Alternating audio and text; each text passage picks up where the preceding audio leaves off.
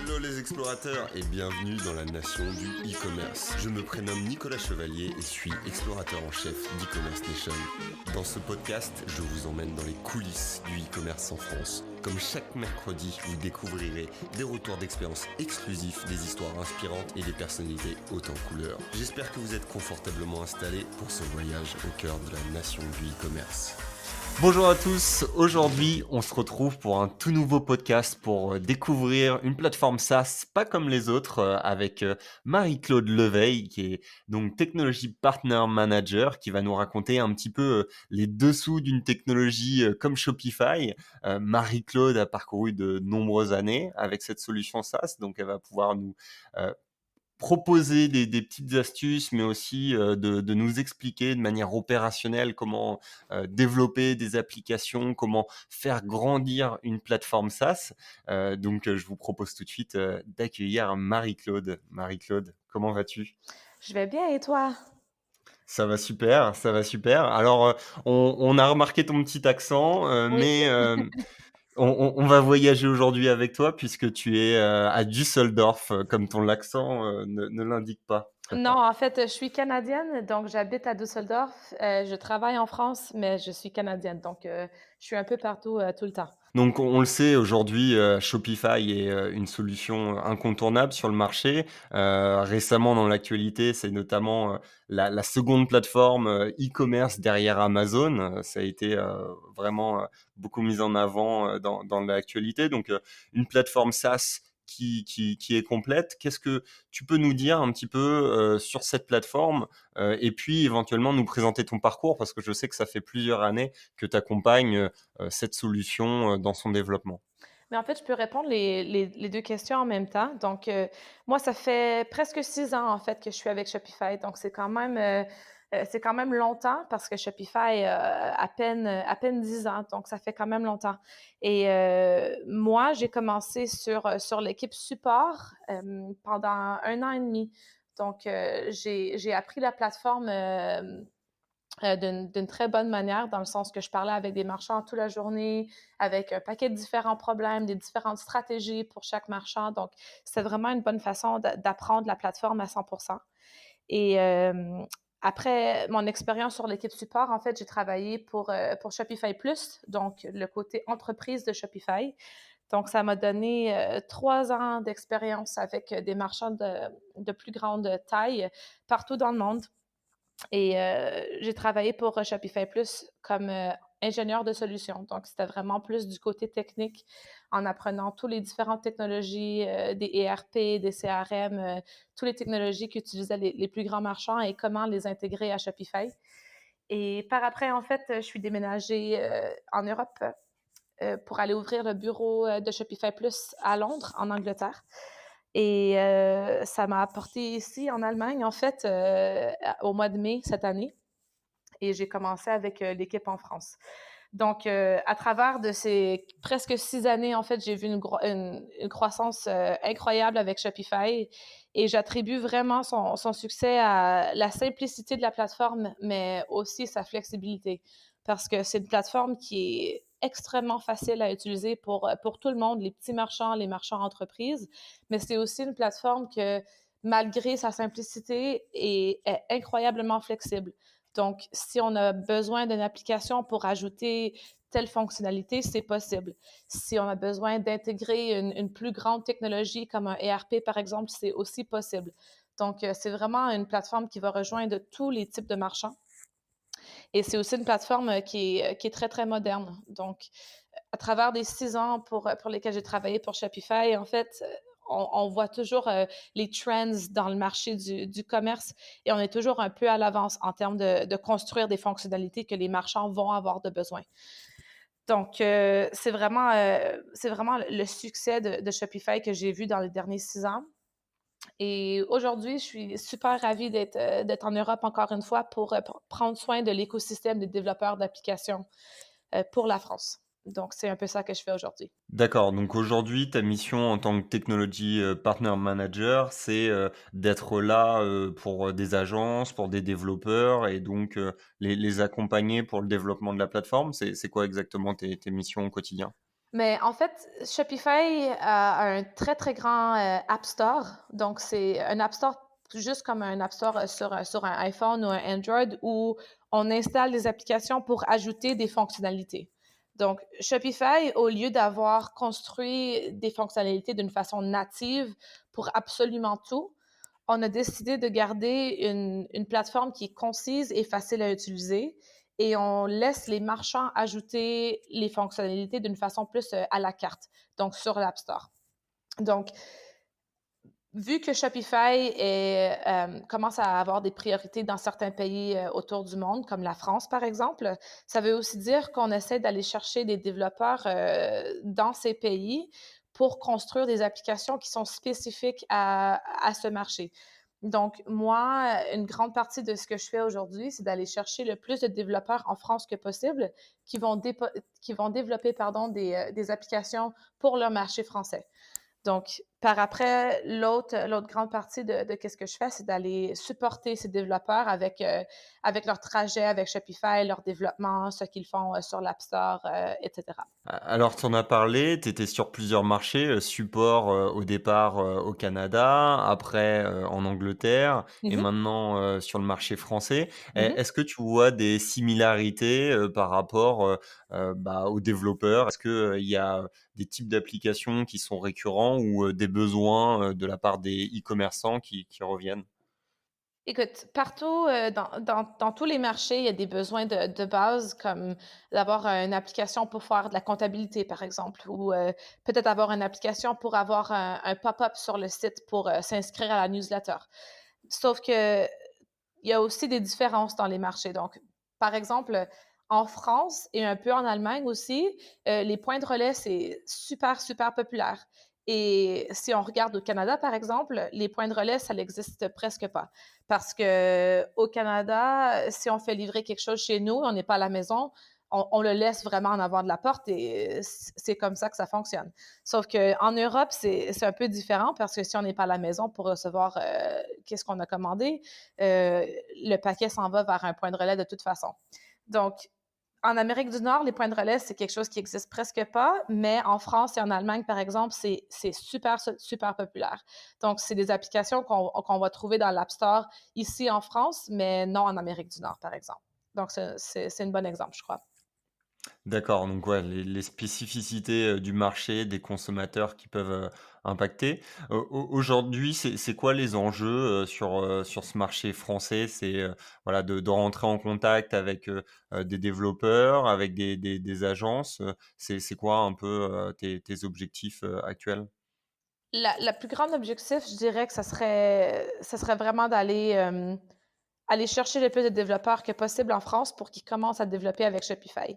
Donc Shopify est quand même très, très nouveau, en France et avant qu'on ait une équipe et une présence, en France, en fait, on avait des compétiteurs et ça fait longtemps que ces compétiteurs sont dans le marché français et ces compétiteurs avaient vraiment une façon de faire les choses qui est très, très différente à Shopify comme plateforme SaaS.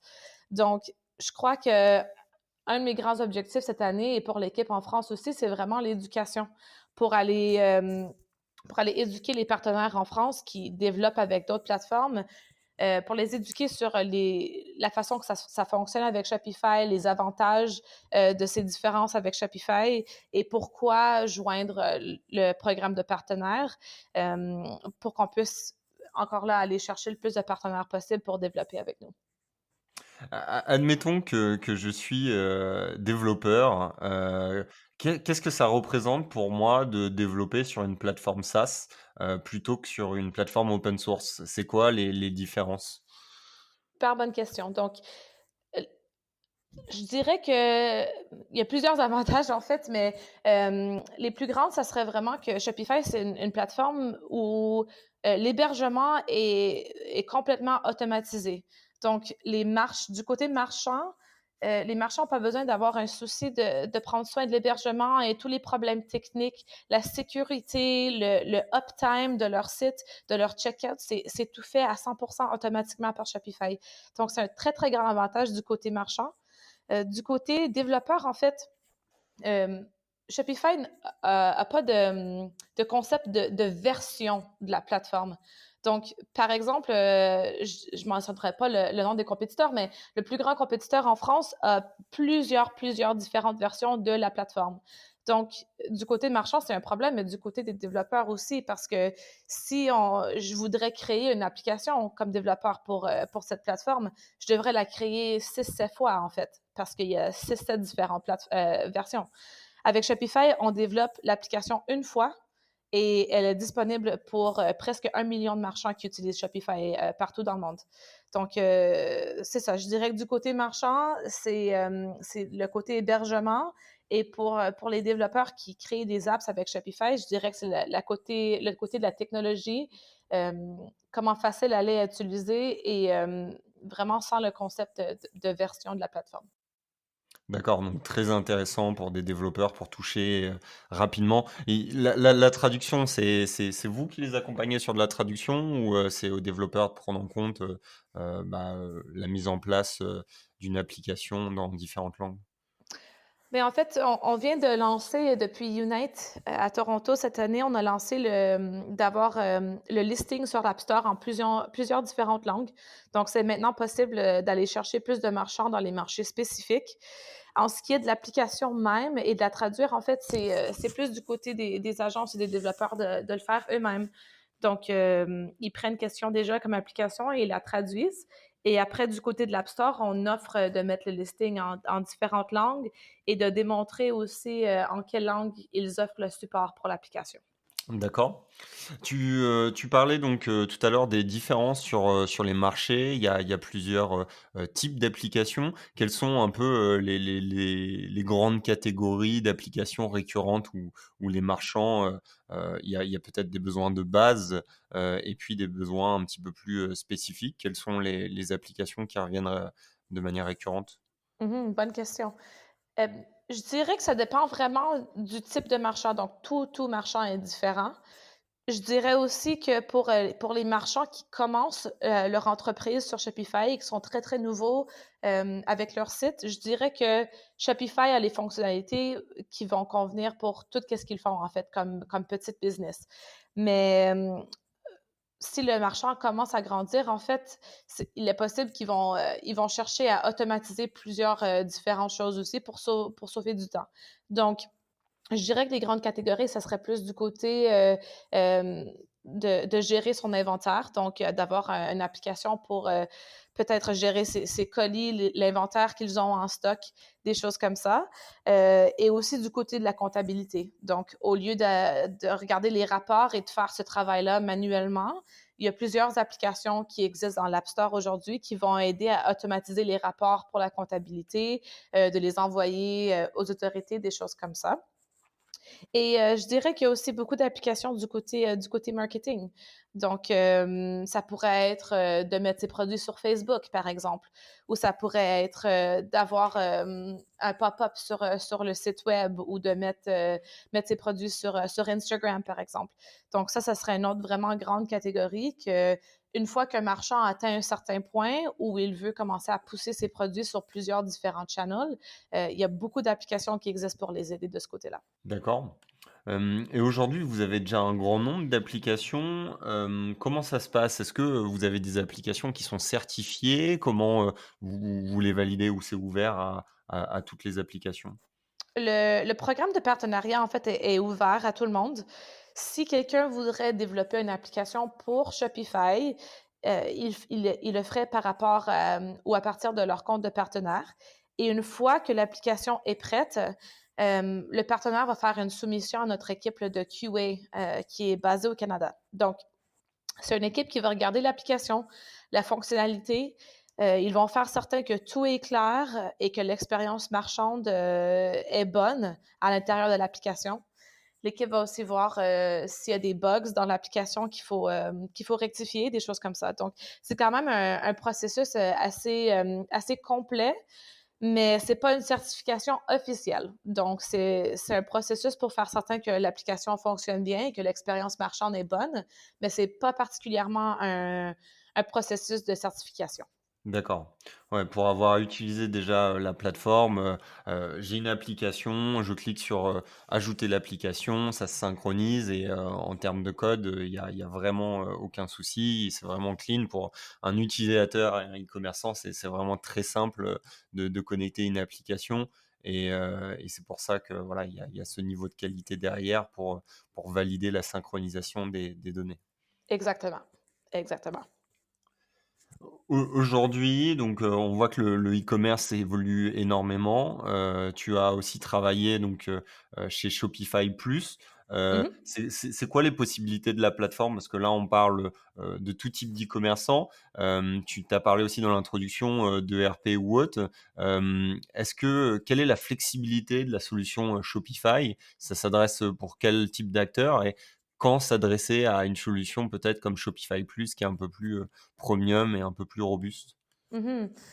Du côté de Shopify Plus, en fait, le baseline, je dirais, ça serait des marchands qui font 1 million ou plus, par année en revenus.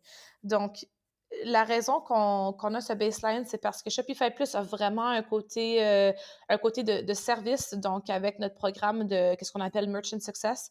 Donc, c'est du monde qui travaille pour Shopify Plus à l'interne qui ont des comptes, Shopify dédiés et qui peuvent, avoir des appels avec leurs marchands pour parler de stratégie, pour parler du côté support de Shopify s'il y a des problèmes avec leurs solutions.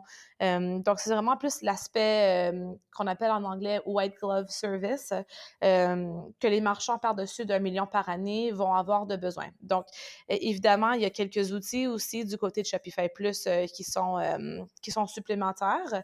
Par contre, Shopify comme plateforme de base, je dirais que c'est une bonne plateforme pour 99,9 des marchands. Donc, le 0,1 ça serait vraiment du côté Shopify Plus ou peut-être avec une solution qui est construite d'une façon custom.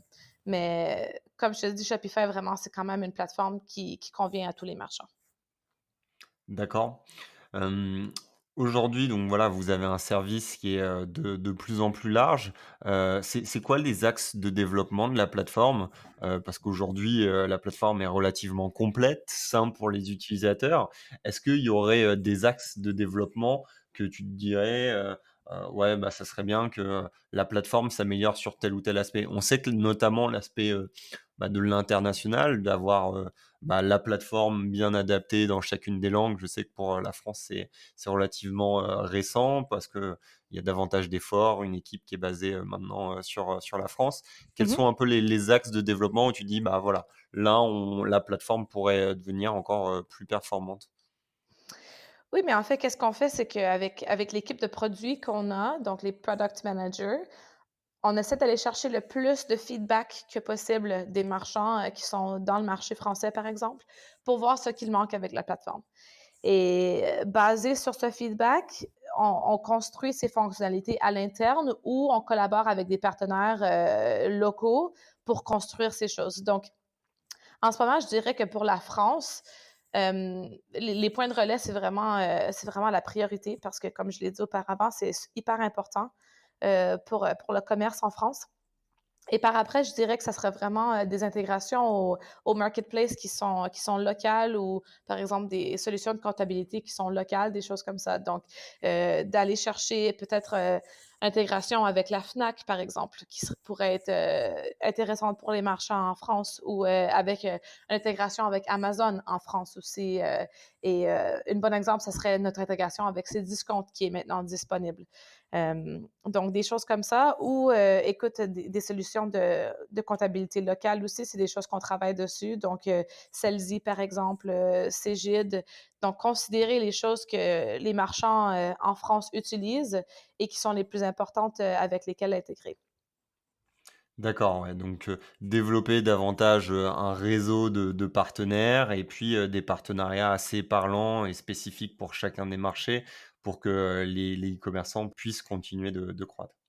Exactement. Donc, je crois vraiment que la plateforme de base, elle convient aux marchands en France. Donc, les fonctionnalités sont excellentes pour le marché français, sauf qu'il y a toujours des exceptions. Donc, un marchand pourrait vouloir utiliser Amazon en France, par exemple, et un autre marchand voudrait peut-être utiliser Cdiscount. Donc, il faut vraiment qu'on travaille sur les options qui sont disponibles aux marchands. Donc, encore une fois, soit qu'on les développe à l'interne ou soit qu'on a un partenariat avec des partenaires pour les développer sur l'App Store.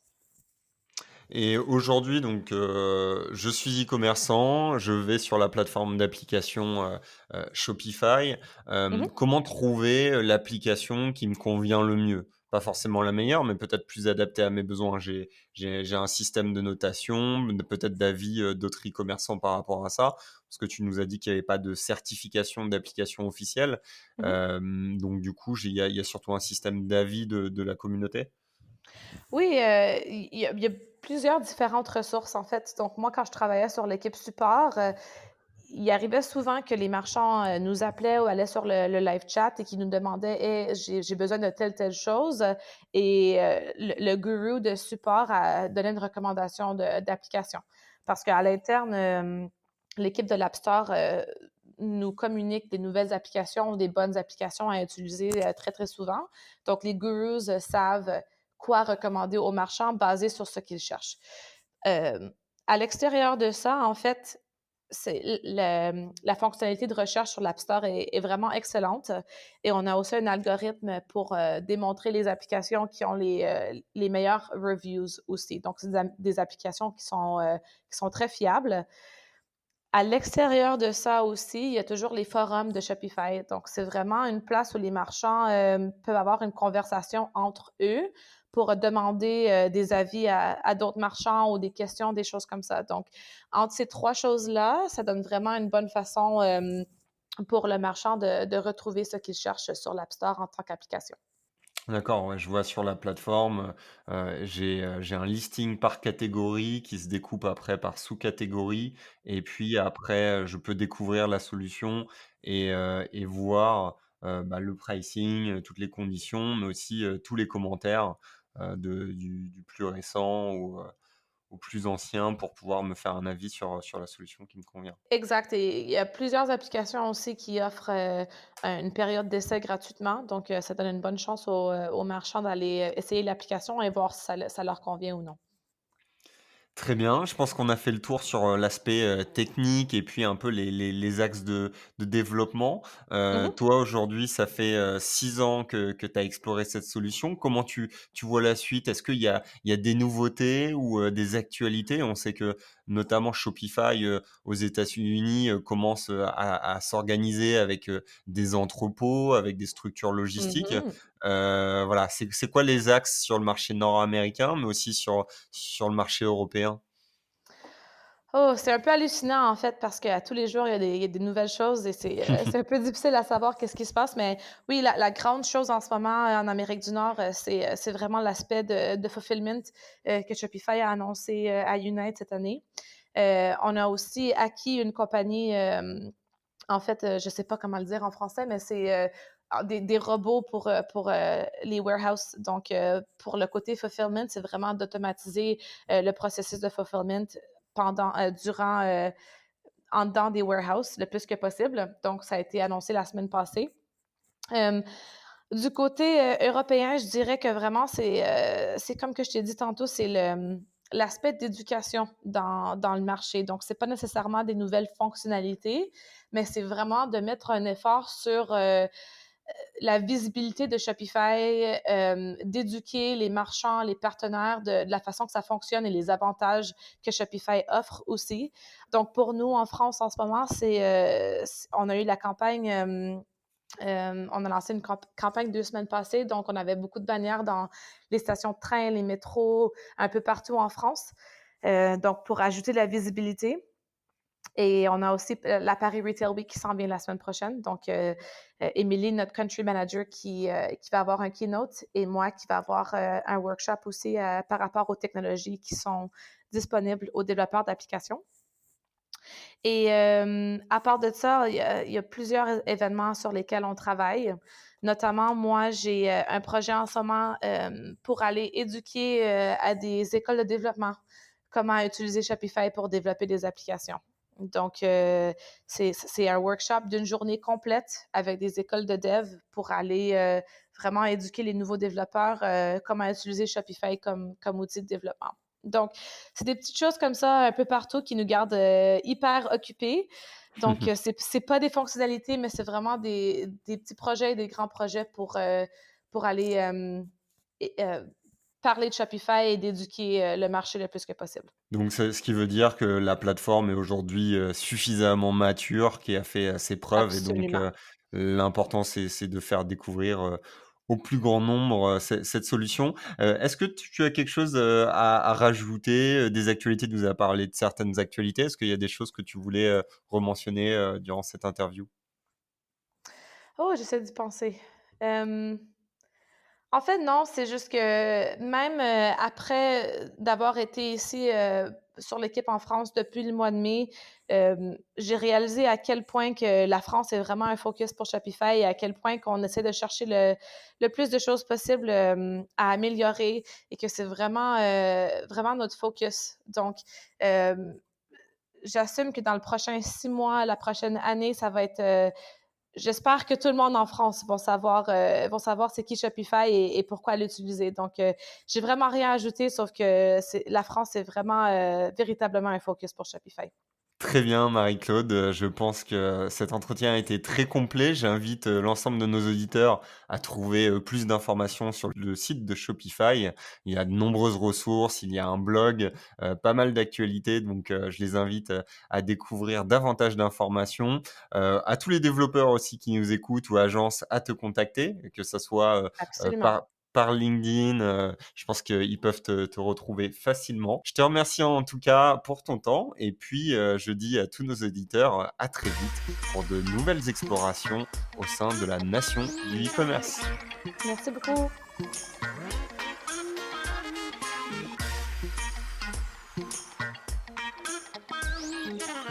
J'espère que ce podcast vous a plu. Je vous donne rendez-vous la semaine prochaine pour la découverte d'une nouvelle personnalité.